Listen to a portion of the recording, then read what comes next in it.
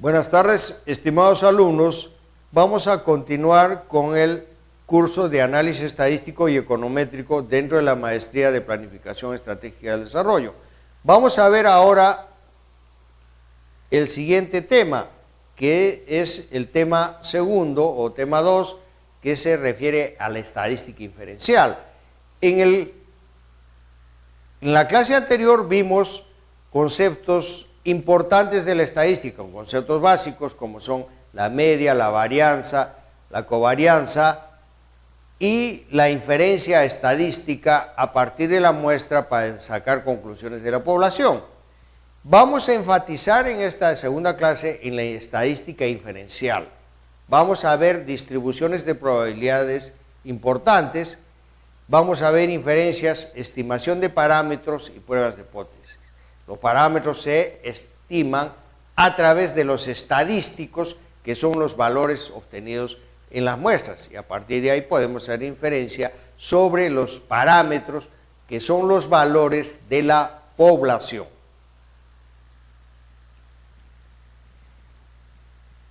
Ya vimos que un concepto central en estadística es la variable aleatoria.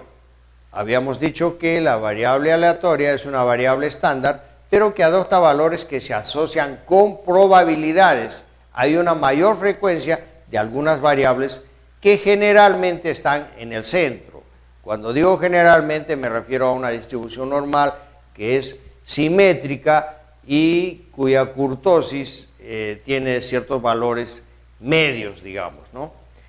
La función de distribución de probabilidad de una variable aleatoria es la relación entre los valores posibles que asume esta variable versus o frente a las probabilidades que se produzcan estos valores, y puede representarse mediante x igual a la función de probabilidad de x cuando x es igual a un valor particular. Este gráfico ya lo vimos, la función de densidad de una variable aleatoria continua mide todos los valores que se producen desde la izquierda pasando por 0 hasta la derecha. Hay un área sombreada o gris que se llama la probabilidad de que ocurra x dentro de los valores A hasta B. Y abajo vemos esta variable aleatoria graficada con sus probabilidades. Como vimos en la clase anterior, el 7, si lanzamos 2 dados, tiene más probabilidades de aparecer que el 6 y el 8, un poquito más que el 5 y el 9, etcétera, y mucho más que el 2 y el 12. De hecho, el 2 y el 12 son valores extremos que tienen una probabilidad relativamente baja dentro de esta función de probabilidades. Acá tenemos otros ejemplos y tenemos, por ejemplo, la función de densidad de una variable aleatoria continua, que también la vimos,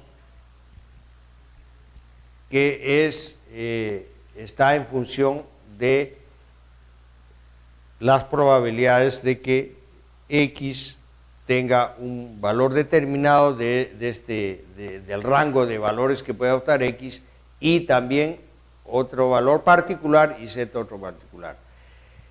La función de y dado x es igual a la función de probabilidades de x, y sobre la función de probabilidad de x. Esta es una probabilidad condicional. Esto vamos a verlo en detalle en las siguientes diapositivas. Acá tenemos un modelo de análisis de regresión. Tenemos una variable y dependiente y una variable x explicatoria o variable independiente.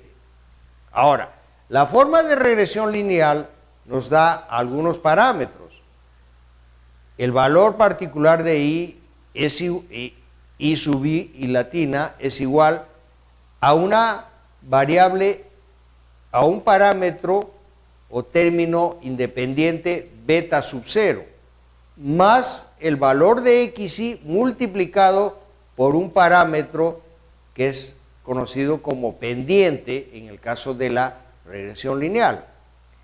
Y a esto agregamos un término aleatorio o estocástico, U sub I, es las desviaciones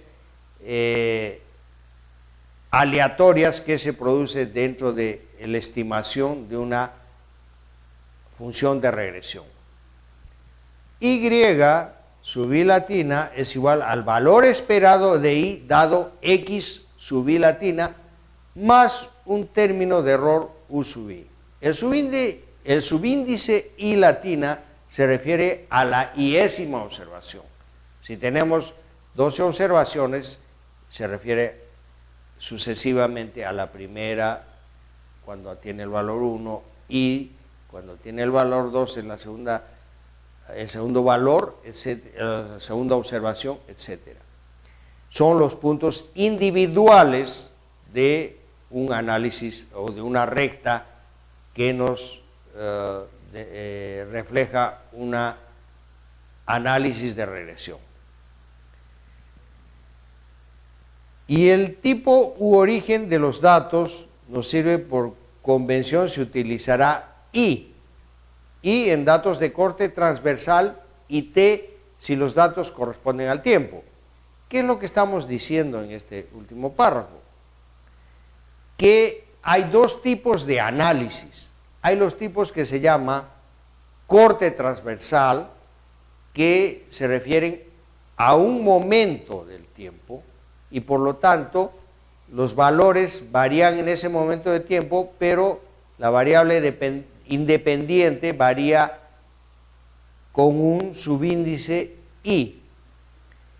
En el caso de las series temporales, que es cuando el tiempo varía, por ejemplo, si tenemos estadísticas del Producto Bruto Interno, de la producción nacional a través del tiempo, a través del año 2000, 2001, 2003 hasta el 2012, vemos que hay un crecimiento del PBI nacional, pero los años tienen, como variable independiente, X tienen un subíndice T, si los datos corresponden al tiempo. Y sub I es un componente sistemático o determinístico más un componente aleatorio. Y sub I es igual a un componente sistemático que es función de XI más un componente aleatorio, como vimos en la parte superior de esta diapositiva. Tenemos la variable dependiente I sub I igual a un término independiente beta sub 0 más un valor de XI multiplicado por la pendiente beta sub 1 más un término aleatorio o componente aleatorio. Este es el gráfico que nos expresa cómo se obtienen los valores cuando X, la variable independiente, varía a lo largo de la recta numérica. Vemos que X, que es la variable independiente, tiene valores como X, 100, 120, 140, 160, hasta 260. Y la variable dependiente Y, que es el gasto de consumo semanal, cuando los ingresos varían en el rango que hemos visto en la recta de las abscisas de 80 a 260. Entonces ahí vemos que hay una relación directa en el gasto del consumo semanal a medida que crecen los ingresos. Eso es muy común en la economía, ¿no es cierto? Que mientras más ingresos tiene una persona o una familia, gasta más, el consumo es mayor. Sin embargo, este consumo, la respuesta no es totalmente lineal. Como vemos, hay puntos fuera de la recta. Esos puntos que están o hacia arriba o hacia abajo de la recta es la distribución. ¿Y eso por qué? Porque vimos que había cierta aleatoriedad en la respuesta. La respuesta no es totalmente matemática, por eso es que se usa la estadística y en la curva de regresión tenemos que agregar un término estadístico o aleatorio. Esas variaciones son las que están reflejando en esos puntos que están encima o debajo de la recta de regresión. Las distribuciones de normalidad, de probabilidades importantes, tenemos la distribución normal, es tal vez la más importante. Ya vimos en la clase anterior que es la distribución normal, es la curva de Gauss, que tiene una forma acampanada, y en el centro las variables aleatorias tienen más probabilidades de ocurrencia, por eso es que hay una mayor frecuencia de estas. Buena cantidad de fenómenos reales en la vida, en la biología, en la economía, en las ciencias físicas, son representadas con una función de distribución de probabilidad normal. Es uno de los avances de la estadística muy importantes, la función de distribución de probabilidad normal o curva de Gauss. Esta está descrita por sus dos parámetros. ¿Cómo se describe esta curva? Tiene dos parámetros fundamentales, la media y la varianza. La media y la varianza poblacional. La media está al centro, digamos, de la recta que va en el eje de las abscisas, en el eje de las X, y la varianza es la medición de la forma acampanada de esta curva de distribución normal. Con conocimientos de tales valores, es decir, de la media y la varianza poblacional, podemos calcular la probabilidad de que X se encuentre entre determinado intervalo a partir de la forma de la función, que está en muchos casos en tablas estadísticas o incorporada dentro de ciertos paquetes estadísticos como el Excel, por ejemplo. Acá tenemos las distribuciones que ya hemos visto, la simetría cuando está desplazada y el grado de agudez o achatamiento, o si es plana. Cuando es aguda se llama leptocúrtica, ya vimos en la clase pasada, mesocúrtica cuando está dentro de la normalidad y platicúrtica cuando es relativamente aplanada. Eso también ya lo vimos en la clase anterior. Ahora, las distribuciones de probabilidad importantes se miden con valores de la varianza. Una media U está en el centro. Cuando le agregamos un valor de la varianza o le restamos un valor de la varianza, tenemos un rango desde menos sigma, pasando por la media hasta más sigma. En esa área tenemos aproximadamente el 68% de las apariciones del valor, es decir, los del centro tienen muchas más probabilidades de aparecer. Ahora, si restamos dos valores de la varianza y sumamos dos valores de la varianza hacia la derecha, tenemos el 95% aproximadamente de la población. Con 3 sigma hacia la izquierda, es decir, menos 3 sigma a más 3 sigma a la derecha, tenemos el 99.7%. Y ahí vemos que va creciendo ya a mayor sigma, va creciendo con menor velocidad. Es que ya hay menos frecuencia de ocurrencia de esos eventos que se alejan de la media 4 sigma o se alejan menos 4 sigma o más 4 sigma. Si en algunos casos dicen que ahí tenemos 99.9 y así va agotándose o desarrollándose la curva normal. Distribuciones importantes, tenemos la distribución normal estándar. En el caso anterior vimos la función de distribución normal común y corriente. En este caso tenemos la función de distribución normal estándar. En este caso tiene dos características fundamentales. La media es igual a 0 y la desviación estándar es, y por lo tanto es igual a 1 y por lo tanto la varianza también es igual a 1. Esa es la característica de la distribución normal estándar o distribución de Z. La media es igual a 0 y la desviación estándar y varianza igual a 1.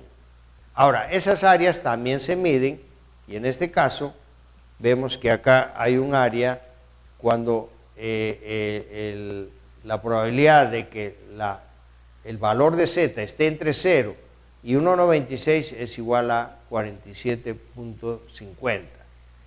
Y la probabilidad de que z sea mayor que 1.96 es 0.5, que sería toda la área hacia la derecha del 0 o de la media, menos el área que hemos medido en la primera ecuación que aparece ahí, o en la penúltima ecuación que aparece ahí, es decir, 0.5 menos 0.475, el área que estaría a la derecha del 1.96 es 0.025.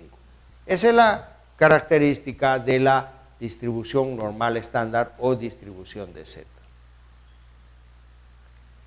El teorema del límite central, que es uno de los teoremas centrales de la estadística, valga la redundancia, se llama teorema del límite central porque los valores tienden hacia la media.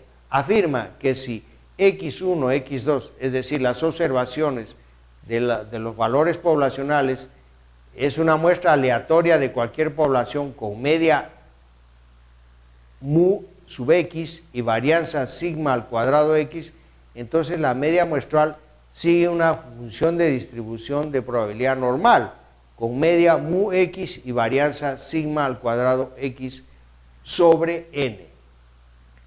A medida que el tamaño muestral aumenta indefinidamente, dado que si x tiene una distribución normal con una media u sub x y una varianza sigma cuadrado x sobre n, entonces la variable z, x menos u sub x, media x sigma sobre raíz de n, tiene una distribución normal con media 0 y desviación estándar o varianza igual a 1.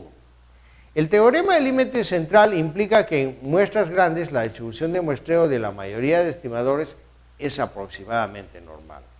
O sea, en muestras grandes, nos dice el teorema del límite central, que en muestras grandes la distribución de muestreo de la mayoría de los estimadores es aproximadamente normal.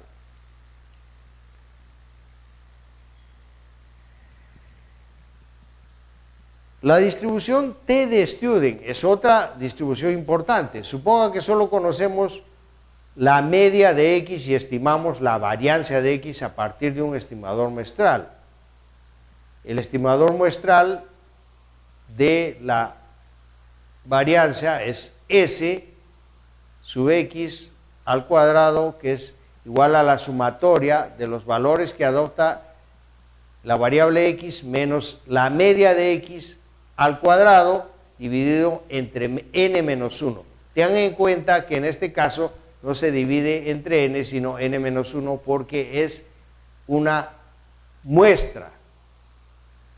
n menos 1 se usa en el caso de los estimadores muestrales. Sustituyendo sigma sub x por s, es decir, desviación estándar poblacional por desviación estándar muestral, obtenemos una nueva variable aleatoria.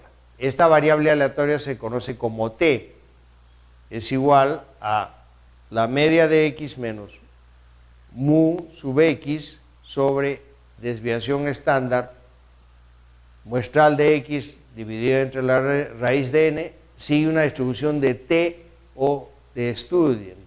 Se dice distribución de t o student con n-1 grados de libertad. Ya vimos que n-1 era en el caso de estadísticas muestrales. n-1 grados de libertad, para lo cual también hay tablas, o como les decía anteriormente, estas tablas ya están, sus valores ya están incorporados en muchas de las funciones estadísticas de las hojas de cálculo como el Excel y otras de uso difundido en los sistemas informáticos.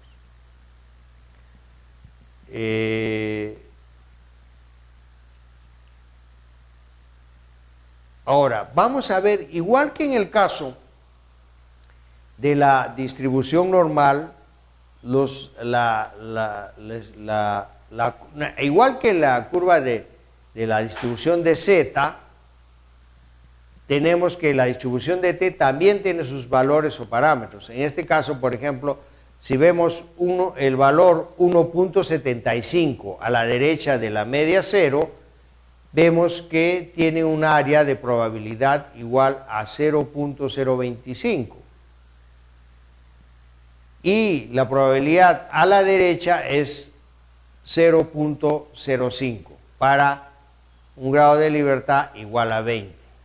Y todo esto está incorporado en la tabla donde podemos ver los valores que se obtienen, dado ciertos momentos o valores que obtiene el estimador T.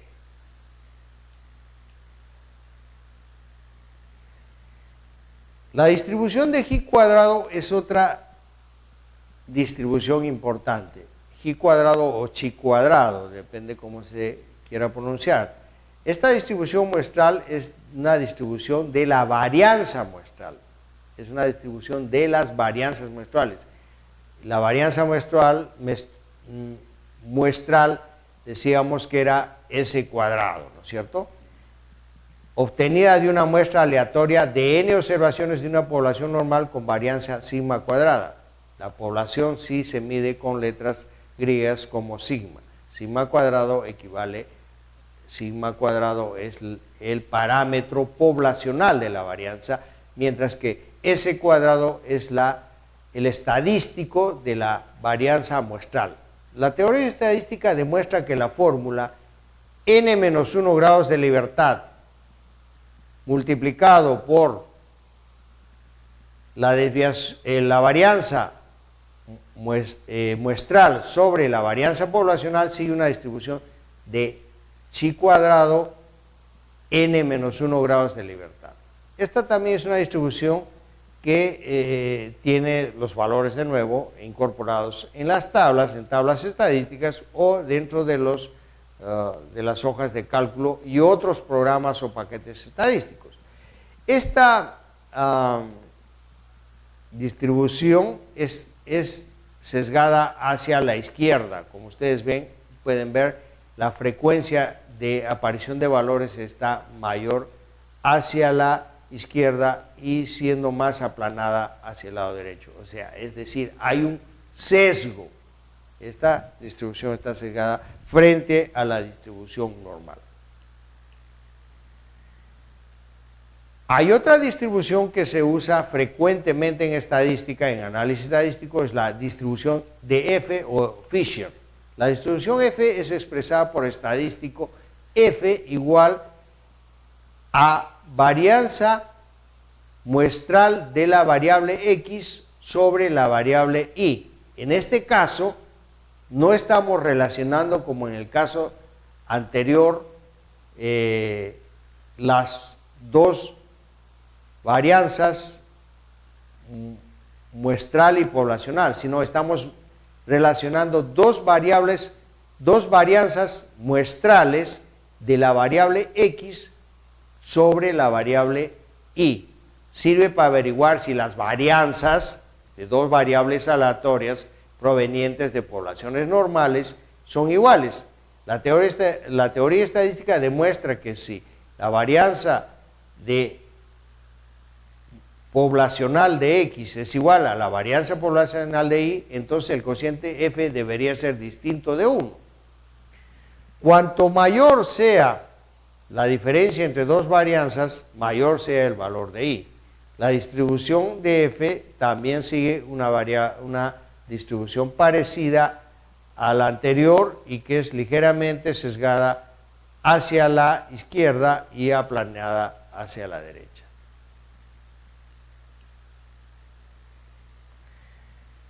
La inferencia estadística es otra parte que vamos a ver a continuación, que es motivo de esta clase también. Y hemos visto las distribuciones que nos sirven para hacer estas inferencias estadísticas.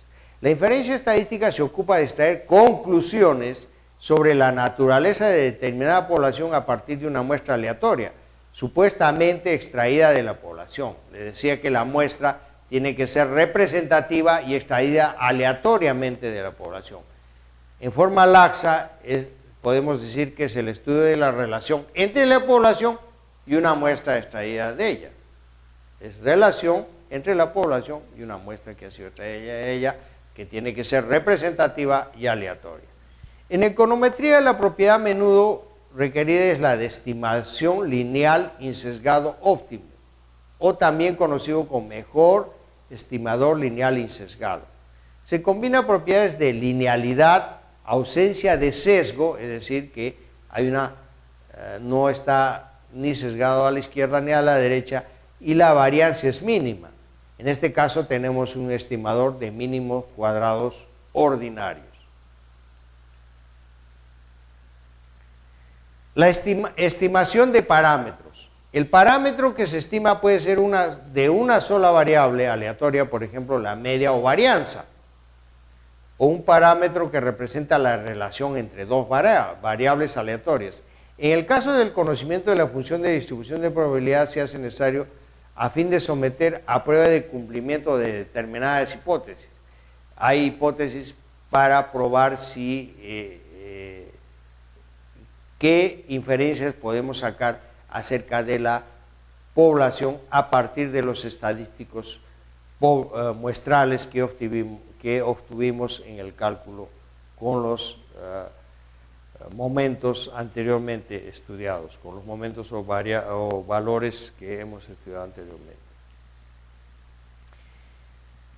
En estimación de parámetros, en general, un intervalo de confianza se puede expresar. Intervalo de confianza es la probabilidad cuando J es estimado menos el valor de T con alfa 2. Alfa 2 es el área de rechazo de la confianza y se mide en valores alfa que se dividen entre 2 porque hay una parte que es rechazada hacia la izquierda y otra parte porque excede hacia la derecha.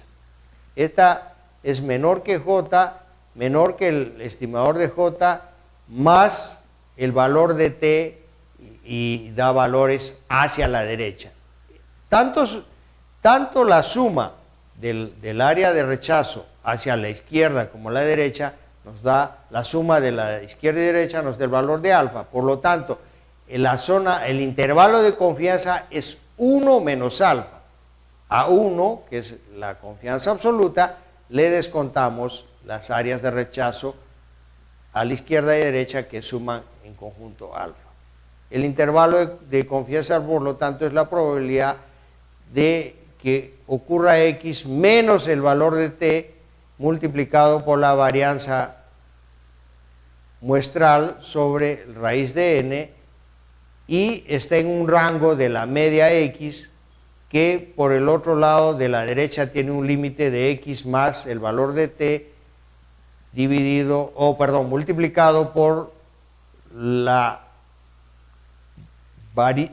desviación estándar muestral dividido sobre N. Esto nos da igual a 1 menos alfa.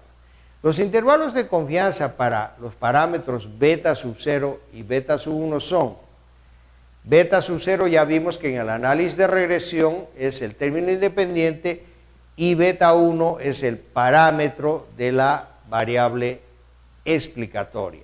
El intervalo de confianza es de probabilidades beta sub 0 menos T y beta sub 0 más T, que nos da un rango 1 menos alfa. Y en el caso del parámetro beta sub 1 o parámetro de la variable independiente, tenemos a beta sub 1 menos T por el lado izquierdo y beta sub 1 más T por el lado derecho, igual nos da un valor de 1 menos alfa. Contrastación de las hipótesis. Usualmente planteamos una hipótesis nula, es la que se somete a prueba, H sub 0, y una hipótesis alterna, que es la opción alternativa en el caso de rechazarse la hipótesis nula, H sub A.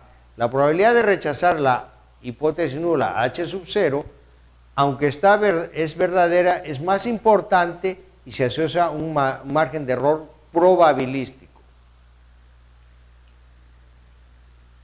En contratación de hipótesis tenemos el resumen de la prueba de T. Hipótesis H o nula, mu sub x es igual a mu sub 0, mu sub x igual a mu sub 0 y mu sub x igual a mu sub 0 en los tres casos.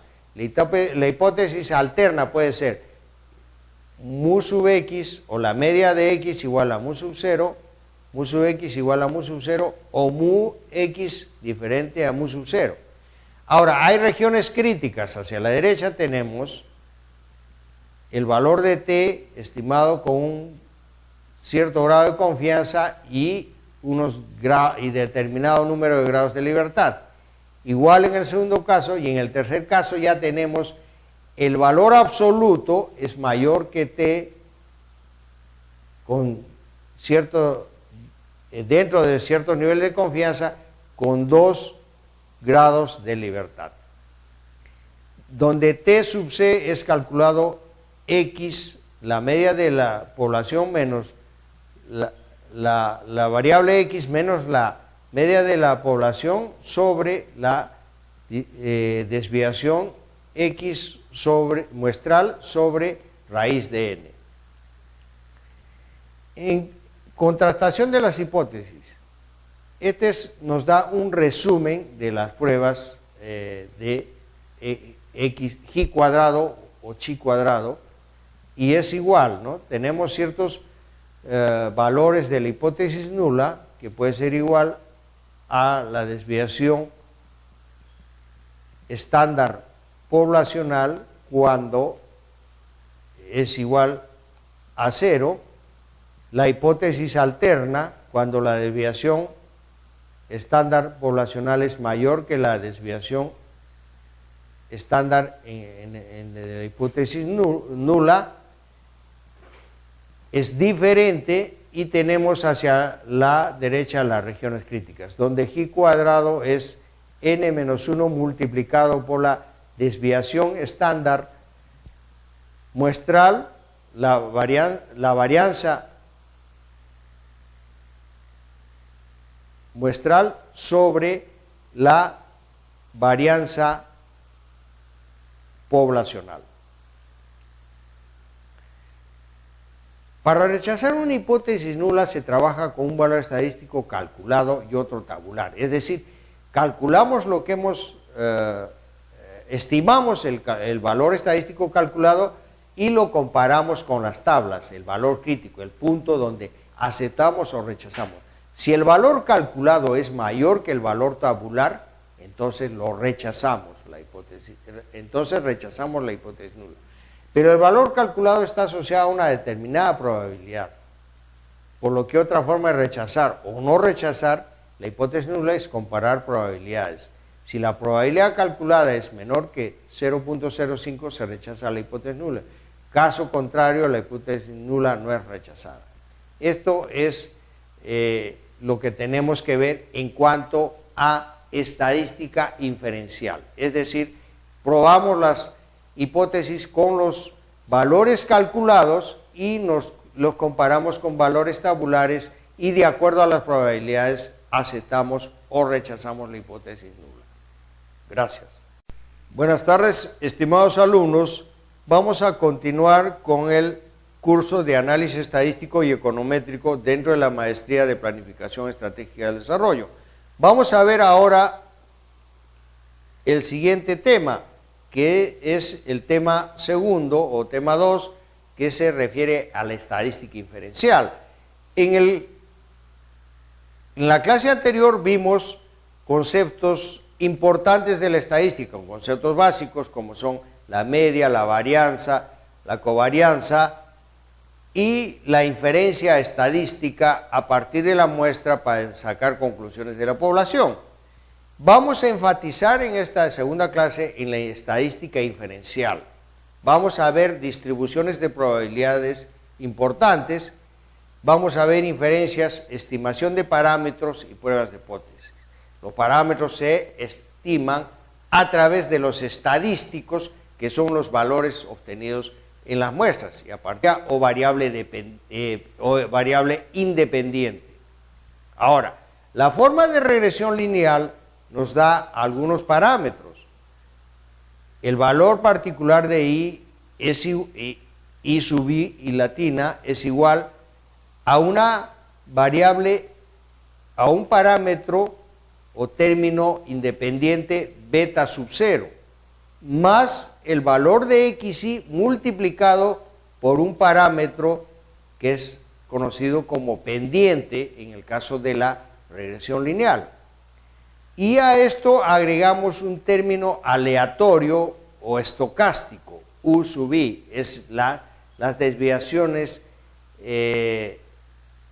aleatorias que se producen dentro de la estimación de una función de regresión. Y sub I latina es igual al valor esperado de I dado X sub I latina, más, y de ahí podemos hacer inferencia sobre los parámetros que son los valores de la población.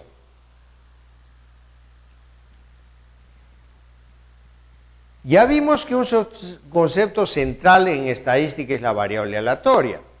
Habíamos dicho que la variable aleatoria es una variable estándar, pero que adopta valores que se asocian con probabilidades. Hay una mayor frecuencia de algunas variables que generalmente están en el centro. Cuando digo generalmente me refiero a una distribución normal que es simétrica y cuya kurtosis tiene ciertos valores medios, digamos, ¿no? La función de distribución de probabilidad de una variable aleatoria es la relación entre los valores posibles que asume esta variable versus o frente a las probabilidades que se produzcan estos valores, y puede representarse mediante x igual a la función de probabilidad de x cuando... Acá tenemos otros ejemplos y tenemos, por ejemplo, la función de densidad de una variable aleatoria continua, que también la vimos,